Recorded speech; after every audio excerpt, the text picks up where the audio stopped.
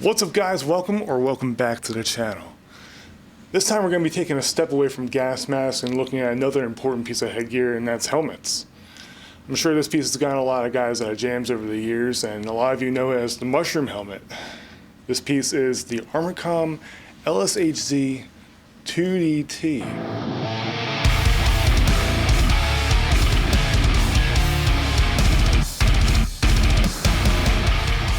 So let's start off with the most undisputed fact about this helmet, and that's that unless you're a shredded guy looking like Hercules himself, this helmet is going to make your nimble figure look as measly and weak as it really is.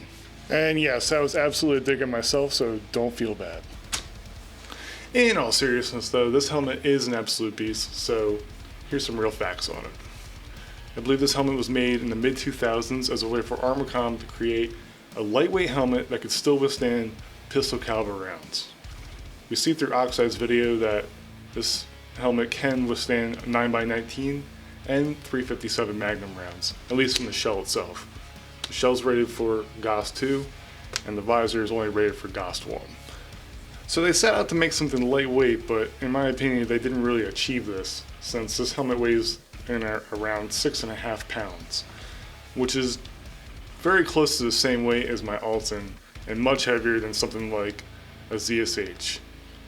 Unlike the Alton though, this thing has a completely clear visor, which offers pretty much the same protection, and it has a much better field of view.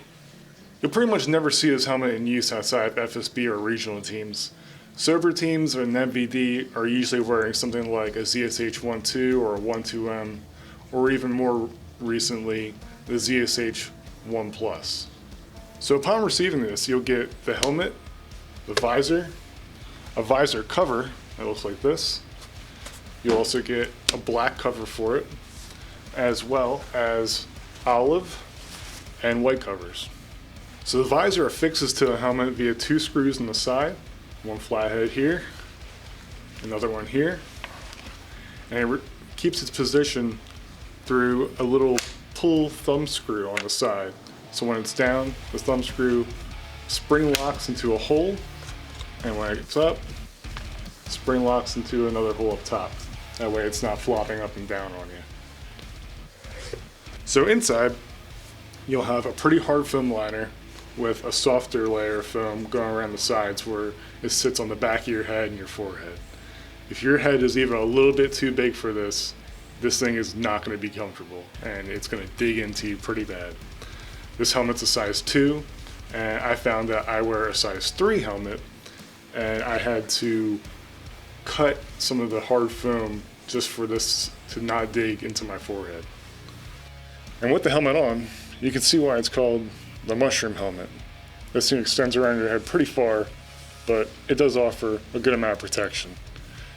The visor only being GOS 1, it kind of is what it is. Hopefully it would stop a 9x19 round, but it's not exactly rated for it, so I can't really tell you whether it is or isn't. There is another variant of this helmet called the 2DTM. That helmet comes with a GOS 2 visor, which could stop something like a 9x19 for sure.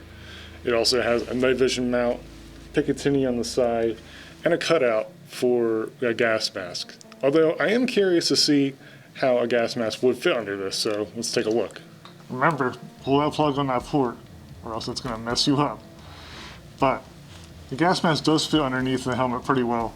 The liner doesn't get in the way, the straps don't really dig into your head, even with it on, although it is still a pretty heavy fit. Now the visor does get in the way of the filter, but just barely. It hits, but it doesn't come down much further than this, so even if you did have to deal with this, it kind of is what it is. A fix to this would be putting a gas mask hose and then fitting the filter onto your back or something, but I mean, this really isn't too bad of a wear. So I'd say that gas mask underneath this helmet is a go.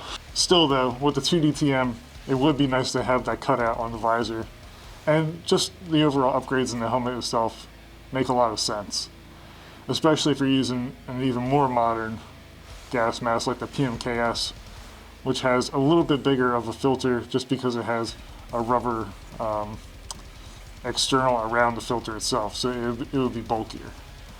But the night vision bracket, the Picatinny, Aventail, all of those things would be a big upgrade to this. All in all though, this is a pretty nice helmet. It's definitely a worthy upgrade from the Alton, as it offers similar protective qualities, but you get all that field of view in the visor. It would be nice to have something like a radio system, but you could always add that later with like an in-ear system or something similar. The biggest disadvantage of these is easily the weight though. This thing's 6.5 pounds, the Alton's even more, so it's going to lead to massive neck and back problems over time. You often see these used more than not without the visors on them, this and the Alton, and just a pair of goggles. So you know out in the field, weight is a real issue. I think the reason that we see something like the Alton getting phased out over time is truly just the cost though. This is easily moldable, the helmet is just Kevlar compared to titanium, steel, and more plexiglass. It just makes more sense economically to make something like this and keep it in use. And that's probably why we still see this helmet in use even today.